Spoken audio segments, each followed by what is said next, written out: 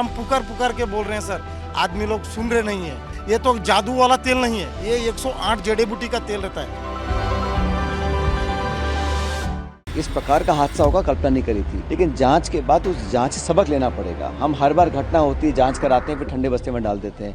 Help उनको मिल सकती है, वो लोग यहाँ मुहैया करा रहे हैं। और रोड पर क्योंकि वो हादसा, क्योंकि उसमें ऑयल टैंकर इन्वॉल्व था, इतनी आग लगी और बड़ा एक भीषण हादसा हुआ, मुझे लगता है कि इससे हम सब बहुत दुखी हैं। लेकिन मैं चाहूँगा कि इस पर हम लोग जांच अवश्य करें, किन कारणों से इतना बड़ा हादसा हुआ। अगर वहाँ पर ट्रैफिक नियम की बात है, रोड कंस्ट्रक्शन की बात है, इनकम्प्लीट कंस्ट्रक्शन की बात है, या हाईवे पे जिस प्रकार की सावधानी बरतनी चाहिए हमने नहीं बरती है, उसका अध्ययन करना पड़ेगा। क्योंकि जैसे आबादी बढ़ रही है, यातायात के साधन बढ़ रहे हैं, उसी तरह हमारे एक्सीडेंट्स बढ़ रहे हैं। और एक्सीडेंट्स न सिर्फ राजस्थान में, पूरे देश में बढ़ रहे हैं। लेकिन सरकारों को इस पर बहुत गंभीरता से ध्यान देना पड़ेगा कि हम सेफ्टी नॉर्म्स को हम फॉलो कर रहे हैं कि नहीं कर रहे हैं। अभी कुछ अखबार मैंने पढ़ रहा था कि कुछ कमियां हैं, शायद उसमें पुलिस डिपार्टमेंट है या परिवहन डिपार्टमेंट है, कहीं पे हम लोग सड़कें खोल देते हैं इनकम्प्लीट काम पर, कहीं फ्लाईओवर पूरे बनते नहीं हैं। और वो जो जंक्शन है वहाँ हमेशा ही बहुत महीनों से जाम लगता था, कई बार मैं भी जाम में फंसा हूँ।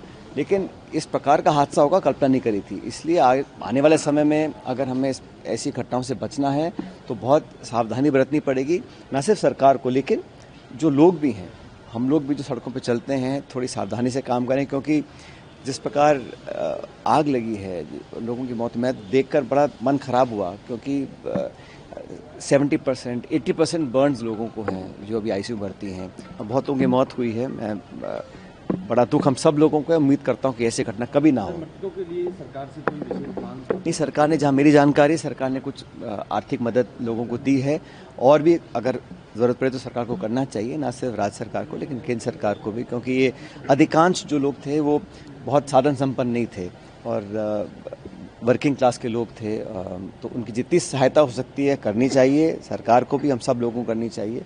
लेकिन ये 14 लोगों की अब तक मौत हो चुकी है और काफ़ी लोग अभी और क्रिटिकल हैं। कितने और बच पाएंगे ये डॉक्टर साहब नहीं बता पा रहे हैं। लेकिन किसको मानते हैं? देखो, इसमें जांच करनी चाहिए कि इसमें कौन जिम्मेदार है। वाहन चालक है या लापरवाही हुई है, कहीं ओवरसाइट हुई है, कहीं सेफ्टी नॉर्म्स का उल्लंघन लोगों ने किया है, कौन लोग इन्वॉल्व थे, इस पर तो जांच पूरी होनी चाहिए।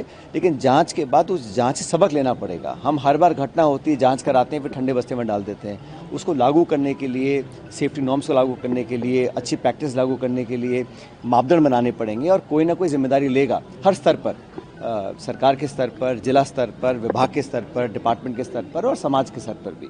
लेकिन इस प्रकार की घटना होने से पूरे देश में आज एक शोक का माहौल है, और मैं दोबारा जिनकी मौतें हुई हैं उन सब के परिजनों को अपनी सांत्वना देना चाहता हूँ और उम्मीद करता हूँ कि जो लोग अभी हॉस्पिटल में हैं ये सब बहुत जल्दी स्वस्थ हो।